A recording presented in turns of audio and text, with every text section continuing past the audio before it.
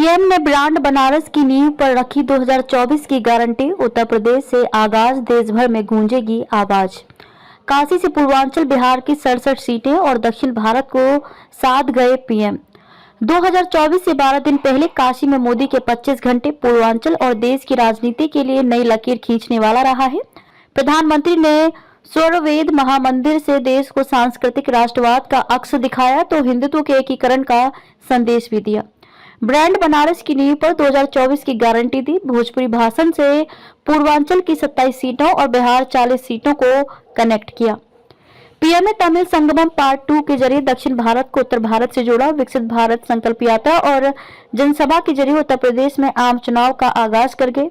ये आवाज अब देश भर में सुनाई देगी। प्रधानमंत्री मोदी ने कुछ वक्त पहले उत्तराखंड में कहा था कि देश के धन्ना सेठों को विदेश की बजाय देश में शादी करनी चाहिए। अब एक बार फिर मोदी ने बनारस में कहा कि हमें कम से कम देश के 15 शहरों में घूमना चाहिए। मुझे अच्छा लगा कि जो लोग पहले सिंगापुर या दुबई जाने की सोचते थे वो लोग अब अपना देश देख रहे हैं, अपने बच्चों को कह रहे हैं कि अपना देश देख कर आओ। पीएम ने कहा कि पर्यटन बढ़ता है तो हर कोई कमाता है। बनारस के होटल, टूर ट्रैवल्स, रिक्शा और नाविक सहित छोटे बड़े सभी दुकानदारों को जबरदस्त फायदा मिला है। जो बाहर से आता है उसे कैसे पता होगा कि ये मलइयों का मौसम है। गौदुलिया की चाट और रामनगर की लस्सी की जानकारी भी आज काशी वेबसाइट पर मिल जाती है। प्रधानमंत्री मोदी के 2 दिन के दौरे में ये देखने को मिला कि उन्होंने काशी की संस्कृति और विकास को ब्रांड बनारस के तौर पर देश के सामने पेश किया। मोदी ने यह भी कहा कि बनारस के बारे में कहा जाता था कि यहाँ बदलाव नहीं हो सकता, लेकिन इच्छा शक्ति हो तो मुश्किल काम आसान हो सकते हैं। अब आने वाले आम चुनाव में मोदी इस ब्रांड बनारस की पूरे देश में ब्रांडिंग कर सकते हैं। पीएम मोदी ने अपनी 2 दिन की काशी यात्रा का समापन चुनावी रैली के जरिए किया। पीएम मोदी ने अपनी 2 दिन की काशी यात्रा का समापन चुनावी रैली के जरिए किया। यह रैली जिस बरकी में हुई वहां 4 जिलों की सीमा लगती है। ये जिले बनारस, जौनपुर, भदोही और मिर्जापुर हैं। रैली में प्रधानमंत्री ने भाषण की शुरुआत भोजपुरी में की और करीब 52 शब्द भोजपुरी के बोले।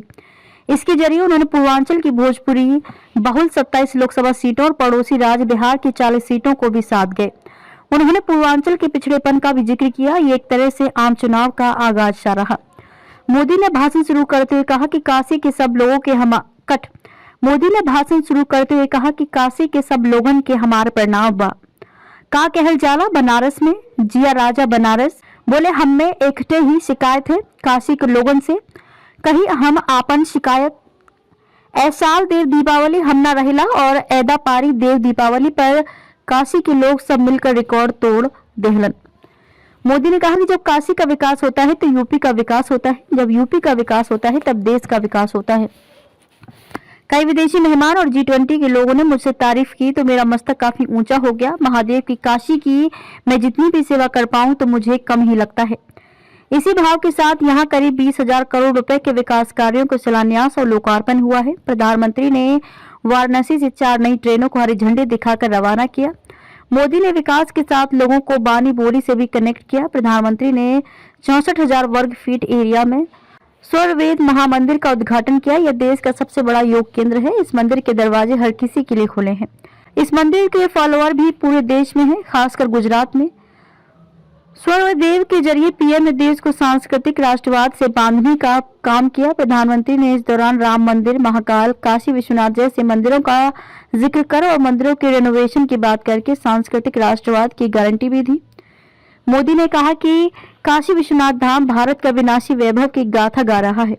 सोमनाथ से शुरू हुआ काशी विश्वनाथ, महाकाल, महलोक और आगे भी जारी है। उत्तर में बुद्ध सर्किट का विकास करके भारत ने एक बार फिर दुनिया को बुद्ध की तपोभूमि के बारे में बताया। राम सर्किट के विकास के लिए तेजी से काम हो रहा है। अगले महीने अयोध्या में राम मंदिर निर्माण भी पूरा हो जाएगा। पीएम ने कहा कि स्वर्णवेद मंदिर भारत के सामाजिक और आध्यात्मिक सामर्थ्य का एक आधुनिक प्रतीक है। इसकी दीवारों पर वेद, उपनिषद, रामायण, गीता और महाभारत आदि ग्रंथों के दिव्य संदेश भी उकेरे गए हैं। प्रधानमंत्री ने कांग्रेस के 7 दशकों के शासन पर निशाना साधा। वोट बैंक की छोटी सोच का जिक्र किया। कांग्रेस सरकार द्वारा धर्मस्थलों के विकास पर ध्यान न देने की बात कही। बोले, आजादी के 7 दशक बाद आज समय का चक्र एक बार फिर घूमा। देश अब लाल किले से गुलामी की मानसिकता से मुक्ति और अपनी विरासत पर गर्व की घोषणा कर रहा है। जो काम सोमनाथ से शुरू हुआ था वो अब एक अभियान बन गया है। बुद्ध सर्किट के जरिए भारत दुनिया को उनकी तपोभूमि पर बुला रहा है। मोदी ने कहा कि गुलामी के कालखंड में जिन अत्याचारियों ने भारत को कमजोर करने का प्रयास किया, सबसे पहले हमारे प्रतीकों को ही निशाना बनाया। आजादी के बाद इन सांस्कृतिक प्रतीकों का रिनोवेशन जरूरी था, लेकिन दुर्भाग्य से ऐसा नहीं हुआ। सोमनाथ मंदिर के पुनर्निर्माण तक का विरोध किया गया। आज हमारे तीर्थ का विकास हो रहा है। मोदी ने मुगल शासकों से लेकर कांग्रेस के शासन को याद करके ये देश को संदेश दिया कि अब हिंदुत्व न सिर्फ मजबूत है बल्कि एकजुट भी। प्रधानमंत्री मोदी ने कहा कि कुछ महीने बाद ही देश भर में चुनाव है। मोदी ने देश भर को गारंटी दी है कि वो अपनी तीसरी पारी में भारत को दुनिया की तीसरी बड़ी आर्थिक ताकत बनाएंगे। ये गारंटी दे रहा हूँ।